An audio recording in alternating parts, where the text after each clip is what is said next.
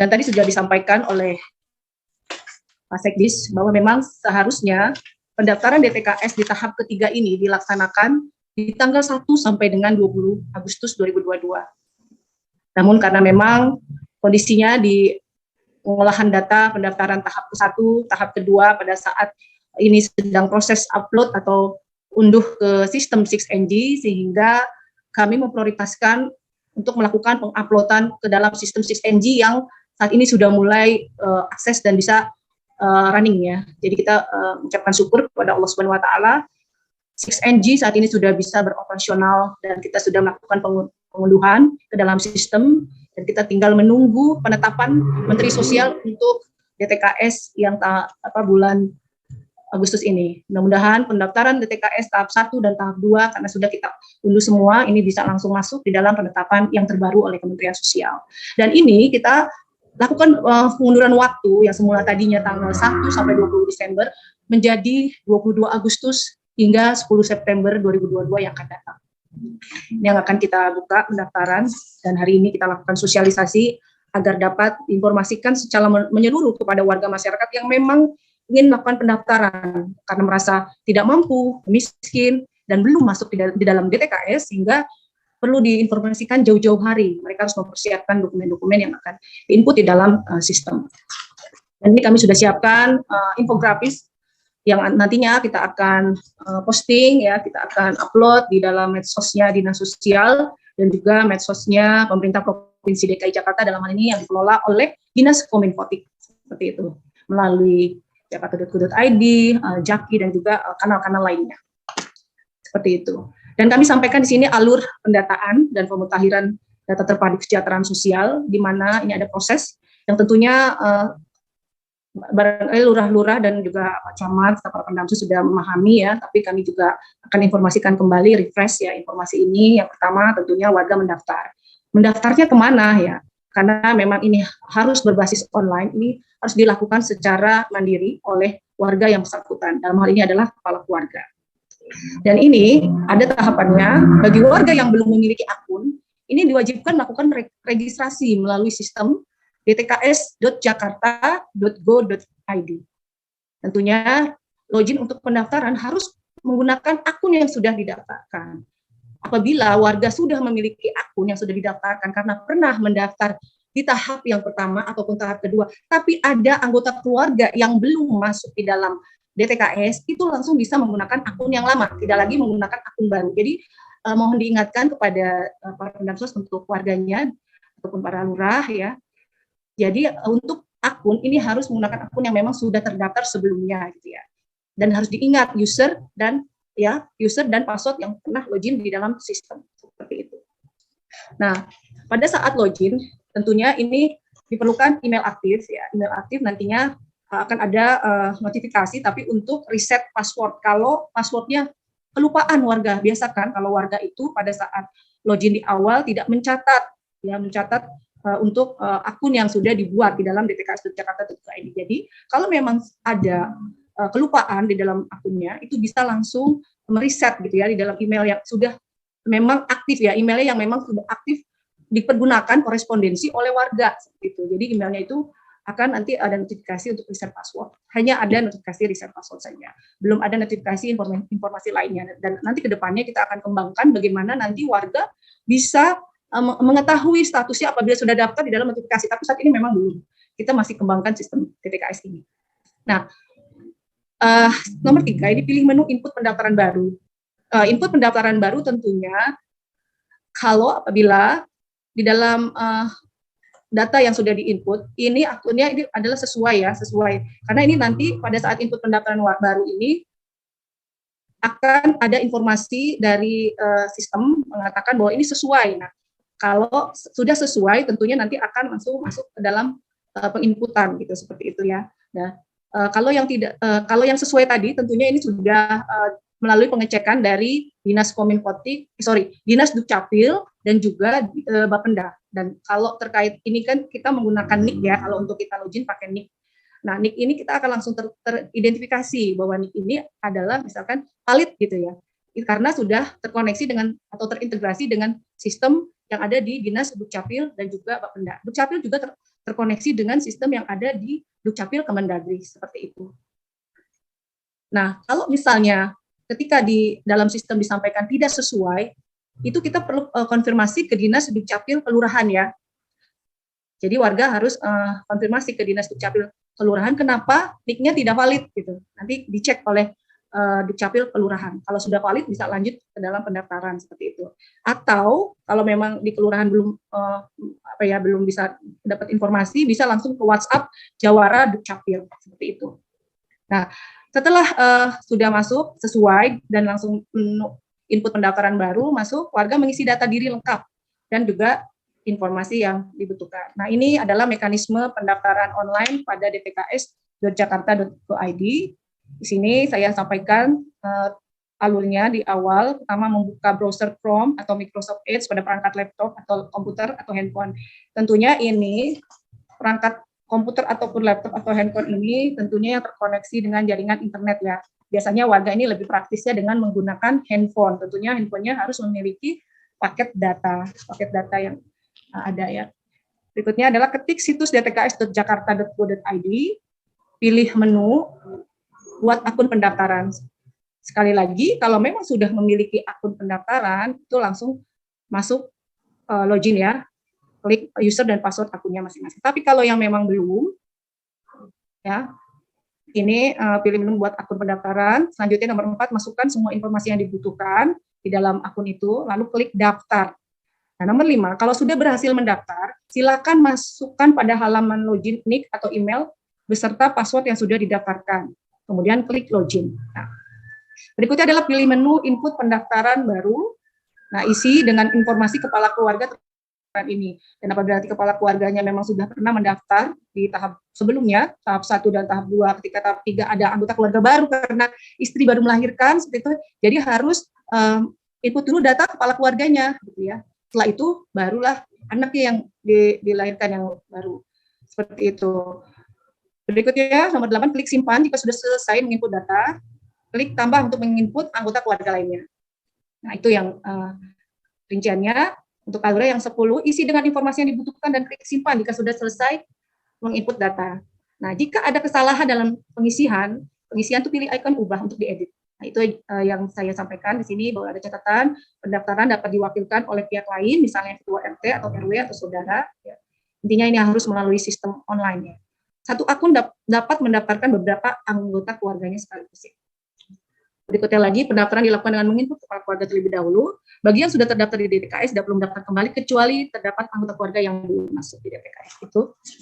Berikutnya, nah, pendaftaran DTKS juga, selain kita langsung dengan handphone, ya, dan langsung klik situsnya dtks.jakarta.id, juga melalui Jaki, ya. Ini lebih familiar, barangkali masyarakat bisa langsung masuk di aplikasi Jaki. Ada ruang pendaftaran DTKS. Di situ masuk ke pendaftaran, login ya dengan akun yang sudah ada atau membuat akun baru yang memang belum ada, seperti itu.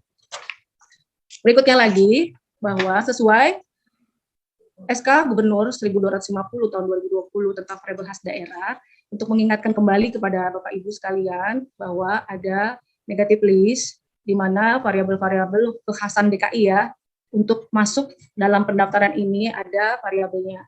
Yang pertama, apabila bukan KTP DKI ya, itu tidak akan bisa terscreening ya. Yang berikutnya, tidak berdomisili di DKI Jakarta. Yang ketiga, ada anggota rumah tangga yang menjadi pegawai tetap BUMN atau PNS atau TNI atau Polri atau anggota DPR, DPRD. Berikutnya lagi, rumah tangga memiliki mobil, karena ini sudah terkoneksi, terintegrasi dengan sistem yang ada di Bapenda. Jadi kalau ada rumah tangga yang teridentifikasi memiliki mobil, tentunya ini akan langsung dibaca oleh sistem, dan itu akan muncul kata tidak sesuai pada saat kita mengklik NIK di akun yang sudah kita input. Berikutnya, rumah tangga memiliki tanah atau lahan dan bangunan dengan NJOP di atas 1 miliar rupiah. Dan sumber air utama yang digunakan untuk rumah tangga ini adalah air kemasan bermerek, tidak termasuk isi ulang. Terakhir, dinilai tidak oleh masyarakat setempat. Itu yang menjadi catatan dan ingatan kepada kita semua tentang variabel-variabel yang memang negatif list tidak bisa warga untuk mendaftar di dalam sistem seperti itu.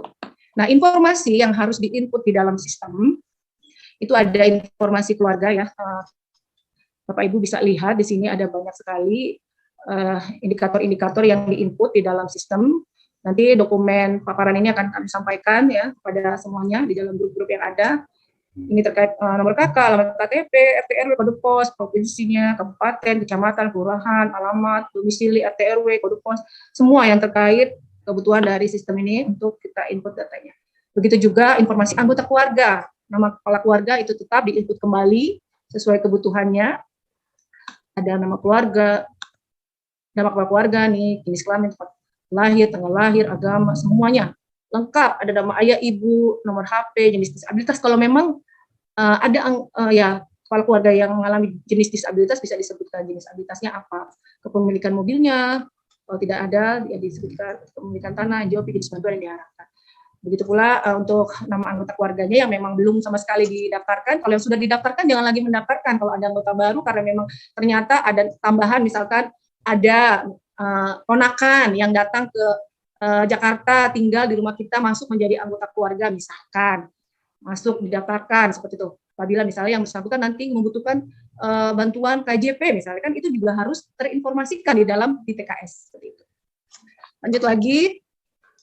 Nah, di dalam proses pendaftaran ini tentunya banyak terjadi warga yang mengalami kesulitan dalam proses pendaftaran online. Kita pahamilah bersama, karena banyak warga juga tentunya ada yang tidak memiliki handphone, jangankan ya laptop ya kan, ataupun komputer, tapi handphone sendiri tidak ada. Adapun tidak smartphone ya, yang hanya bisa dipakai untuk komunikasi saja, tidak bisa menggunakan internet. Jadi bisa minta tolong dengan ini ya, kelurahannya ya, untuk dibantu didaftarkan. Jadi mohon dukungan unsur kelurahan termasuk Pendamsos untuk dibantu didaftarkan seperti itu. Nah, jumlah warga dibatasi per harinya untuk menghindari kerumunan, karena kita saat ini memang masih ada yang mengalami COVID ya, bahkan ada kenaikan, sehingga kita wajib mematuhi protokol kesehatan. Dan untuk warga yang hadir di kelurahan dibatasi oleh unsur kelurahan. Ataupun memang ada warga yang tidak mampu ke kelurahan karena kondisi sakit. Nah ini saya mohon untuk jajaran Pendamsos kelurahan membantu jemput bola ke lokasi rumah di mana warga itu mengalami sakit. Dan kita ketahui bahwa yang bersangkutan memang belum masuk di DTKS. Ataupun selain sakit juga bisa saja yang bersangkutan mengalami disabilitas ya, disabilitas apapun bentuknya. Kalau memang tidak mampu menuju ke kelurahan seperti itu, jadi kita yang menjemput bola. Ya, karena ini adalah bentuk pelayanan prima dari para Pendamsos, dari unsur aparat kelurahan kepada warga masyarakat. Nah, tentu berkas yang perlu dibawa ini adalah fotokopi KTP dan KK seperti itu. Sehingga mohon dapat diinformasikan ke warga yang tidak bisa langsung menggunakan handphonenya, bisa dibantu oleh para unsur kelurahan, diantaranya para Pendamsos. Dan ini memang tidak bisa melalui offline, jadi harus berbasis online. Ya. Nah, kami akan sampaikan secara garis besar tahapan pendaftaran DTKS ya. Dimulai sosialisasi yang kita laksanakan pada hari ini. Kenapa sosialisasi kita laksanakan jauh-jauh hari ya, sebelum pendaftaran di hari Senin ya, tanggal 22. Karena kita harus mempublikasikan secara menyeluruh kepada warga masyarakat menggunakan medsos ya, menggunakan WhatsApp ya, ataupun kanal-kanal lainnya, agar seluruh masyarakat yang memang belum masuk di dalam DTKS pada tahap ketiga ini bisa langsung mendaftar. Walaupun kesempatan di tahap 1, tahap 2 sudah diberikan, tapi tentunya ada yang terlewat karena tidak paham, misalkan warga yang dimaksud ini sudah di take out dari DTKS oleh Kementerian Sosial, kita tidak tahu, jadi kita coba saja untuk lakukan pendaftaran seperti itu. Yang berikutnya adalah pendaftaran yang dilaksanakan 22 Agustus sampai 10 September yang akan datang. Setelah pendaftaran selesai, ini kita lakukan pengolahan data di lingkup Pusdatin Jamsos ya. Tentunya ini akan ada pemadanan kembali ya, untuk memastikan datanya memang valid keseluruhannya dengan unsur Dinas Dukcapil. Pemadanan Dinas Dukcapil, walaupun secara sistem pada saat pendaftaran ini sudah terkoneksi, sudah terintegrasi dengan sistem yang ada di Kemendagri ya, Dukcapil Kemendagri maupun di Dukcapil dan Bapenda, tapi kami harus memastikan kembali dengan pemadanan melalui Dukcapil seperti itu. Dengan Bapenda juga demikian. Berikutnya lagi kita lakukan pengolahan data kedua. Pengolahan data kedua dilanjut musyawarah kelurahan. Dan musyawarah kelurahan ini tadi sudah disampaikan oleh Pak Sekdis bahwa kita akan melakukan penguploadan data hasil dari Muskel ini melalui sistem perval bansos.jakarta.go.id yang sudah kita bangun beberapa bulan yang lalu dan sudah mulai kita implementasikan untuk Muskel yang sebelumnya kita lakukan ya. Muskel pendaftaran tahap kedua ya, Muskel pendaftaran tahap kedua, dan ini sudah berproses penginputan data dan pengamatan data secara menyeluruh. Yang awalnya hanya 5 kelurahan ya, uji coba, tapi kita upayakan 267 kelurahan secara keseluruhannya serempak bisa masuk di dalam sistem perval bansos.jakarta.go.id. Dan nanti kita akan lakukan Muskel ini untuk lebih mempercepat masukkan data ke dalam sistem, mengurangi kesalahan ya, meminimalisir kesalahan data ya. Kadang kalau kita menggunakan data manual dengan Excel tentunya akan terjadi human error. Bisa terjadi karena kebanyakan data ya yang diinput ya dalam sistem, bisa terjadi kesalahan-kesalahan dalam penginputan. Sehingga dengan adanya sistem perval bansos.jakarta.id ini akan sangat memberikan manfaat untuk mengurangi human error seperti itu. Berikutnya lagi di tahap ke-8 pengolahan data ketiga, setelah itu adalah penetapan data daftar sasaran tetap ya. Setelah itu lagi penginputan dalam aplikasi 6NG. Alhamdulillah aplikasi 6NG saat ini sudah mulai beroperasi, sudah dilakukan upload data yang pendaftaran tahap 1, tahap 2, karena memang banyak pertanyaan-pertanyaan warga dalam laman Siladu maupun yang hadir di Pusdatin Jamsos maupun melalui call center yang mengatakan kami sudah mendaftar tapi kok belum ada di DTKS. Nah, itu permasalahannya karena memang pada saat itu sebelum bulan Agustus 6NG sedang ada pembenahan. Jadi ada perbaikan secara menyeluruh karena adanya LHP BPK di mana sistem itu dinyatakan memang perlu ada perbaikan besar-besaran gitu ya, karena memang penerima bansos yang sudah sesuai ketentuan dan hal-hal teknis lainnya seperti itu. Setelah penginputan dalam aplikasi 6NG, tentunya ini akan ada penetapan DTKS oleh Menteri Sosial yang tadi sudah disampaikan. Mudah-mudahan tidak terlalu lama setelah di-upload datanya, penginputan semua datanya di dalam aplikasi, ini Kementerian Sosial akan ada penetapan. Nah, tentunya kami mohon dukungan unsur wali kota, ya, bupati, camat, lurah dalam proses pendaftaran tahap tahap ketiga ini agar nanti bisa selesai sesuai waktu yang ditetapkan. Dan tentunya juga nanti akan butuh pengesahan dari wali kota dan juga bupati di dalam sistem DTKS pada saat nanti sebelum penetapan. Karena ini harus divalidasi dalam sistemnya setelah kita melakukan penginputan untuk melakukan data.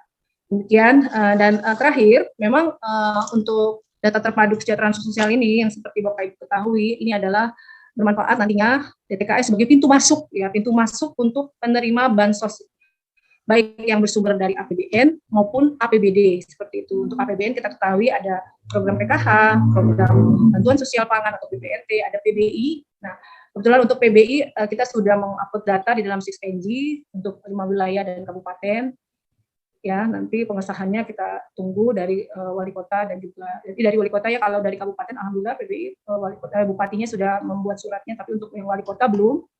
Mohon dukungan dari unsur wali kota melalui suku dinas surat pengesahan PBI dan TKS ini dapat segera kami terima, sehingga nantinya pada saat sudah kita upload selesai ada pengesahan validasi dengan dari wali kota ini akan segera ditetapkan oleh Menteri Sosial. Jadi sekali lagi mohon dukungan para wali kota ya, karena memang kemarin sudah kita bersurat ya, terakhir di hari ini baru masuk dari Kabupaten Pulau Seribu. Terima kasih kepada Kabupaten Pulau Seribu, dan untuk 5 wilayah kita tunggu di hari ini. Dan untuk APBD kita ketahui ada program PKD, BKLJ, KAJ, KPDJ, KJP+, KJMU maupun BPMS. Nah, untuk KJP+, KJMU, BPMS, DTKS itu sebagai salah satu indikator variabel yang menjadi acuan penerima. Jadi salah satu ya, bukan secara mutlak gitu ya, karena memang ada kriteria-kriteria lainnya penerima KJP+, KJMU, dan juga BPMS yang selain DTKS. Demikian Bapak Ibu yang dapat saya sampaikan dalam momentum sosialisasi pelaksanaan pendataan dan pemutahiran DTKS tahap ketiga tahun 2022 ini. Sekali lagi mohon dukungan semua jajaran dari mulai dulu pemerintahan yang tentunya yang mengkoordinasikan kegiatan-kegiatan yang ada di unsur kelurahan, kecamatan, dan juga di unsur wali kota, kabupaten, juga suku dinas sosial, para satpel, para camat, lurah, dan juga tentunya jajaran kami Pendamsos di 5 wilayah kota dan Kabupaten Pulau Seribu. Salam sehat untuk kita semua. Salam integritas data. Dan kurang saya mohon maaf. Billahi taufik wal hidayah. Wassalamualaikum warahmatullahi wabarakatuh. Waalaikumsalam warahmatullahi wabarakatuh. Terima kasih Ibu Rani untuk paparannya. Bapak Ibu.